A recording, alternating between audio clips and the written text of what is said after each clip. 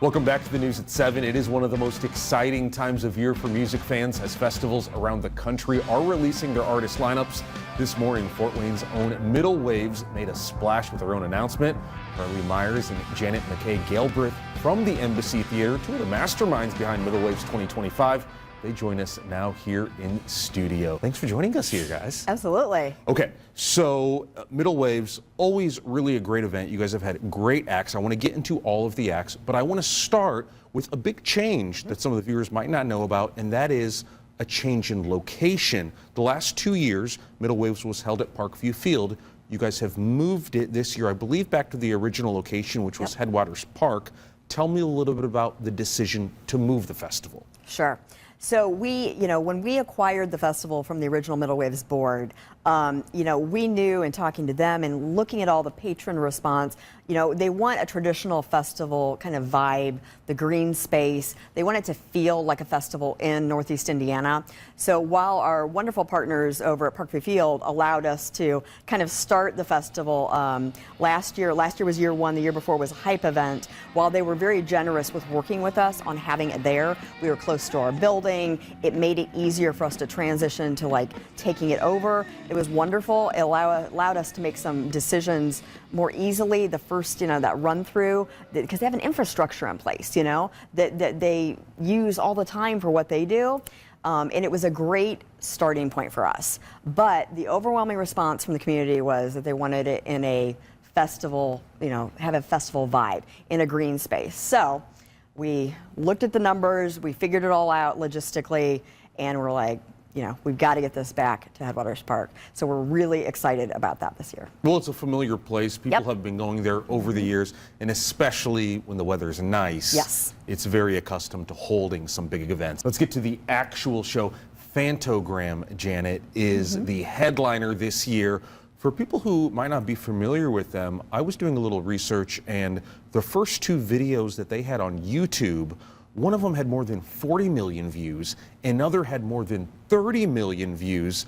So obviously a group that has made some big waves out there, no pun intended. Tell me a little bit about Phantogram and booking them. Phantogram, so when we book the schedule, when we book the whole roster of artists, we're looking for a lot of variety, but also some commonality. We want it to have appeal to an audience, but they're going to have an experience that through the course of the day and into the evening, they're going to hear a lot of bands that they love, but they're all not all the same. And Phantogram was a little bit more of a kind of electro techno. We thought it would be a fantastic way to end the night. They've got some energy. It's a duo, but so much sound is coming out of Phantogram that we just thought that's the right vibe. That's the way we want to end the festival and pull it to a close. And if anybody ever thinks, oh, really just a duo, can they pull that off? The White Stripes is just a duo. Absolutely. And they're one of the biggest bands in the world. So just because they're a duo doesn't mean they can't pull off a big sound. Another one, Julien Baker and TORRES, which I watched their performance on The Tonight Show with Jimmy Fallon. Thought it was really great. Carly, talk to me a little bit about them.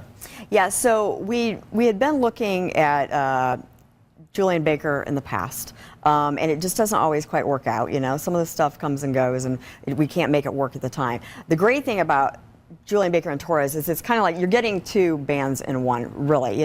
They're both solo artists. They've come together for this really cool, kind of country vibe thing that they're doing for this tour.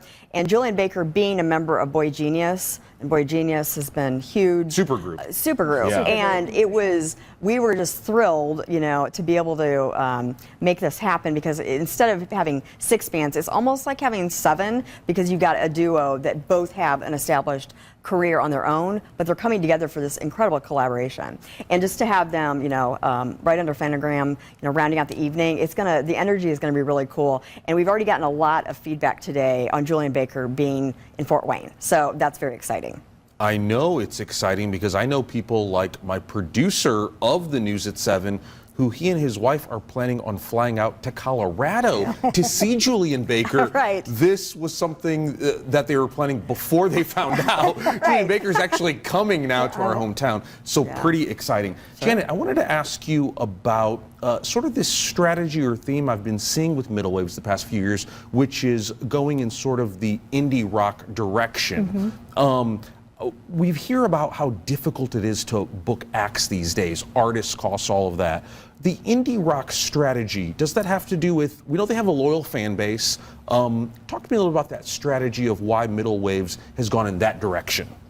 Well, I think that was the original intent. The founders of Middle Waves was a super hardy group of volunteers. They worked so hard. I mean, when I look back at what they did those very first years, the ambitious lineup that they had, the ambitious schedule that they had, that it was incredible. And so we wanted to stay true to the indie faction for this festival. They had also gone into some hip hop, and eventually we'll expand, but we kind of needed to put it in something that was tangible, something that we could handle as we're trying to bring this festival back into the Fort Wayne market.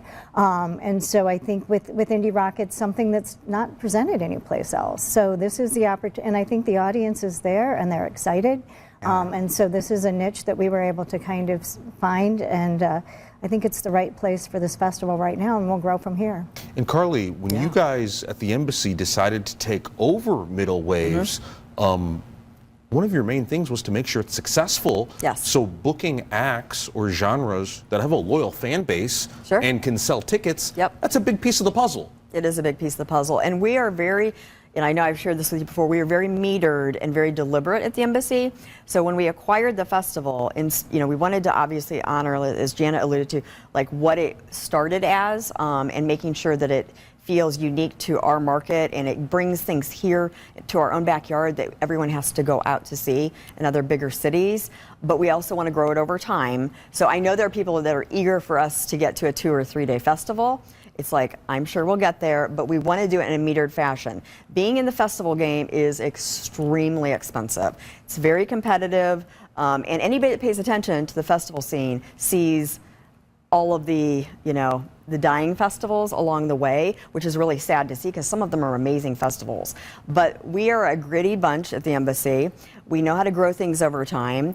We've been doing things like the Festival of Trees for 40 years and down the line for almost 2 decades. And we know what it takes to have things happen and to do them in a smart financial way and to grow them incrementally and not grow too big too fast. So that's what we're doing, and we're looking right now at the long-term strategy for this festival for years ahead of us. So we're kind of down in the weeds right now looking at what we want it to be in 3 years, 5 years, 10 years. Janet, Carly, thank you guys so much. Middle Wave Festival coming to Headwaters Park June 28th. We'll be back right after this.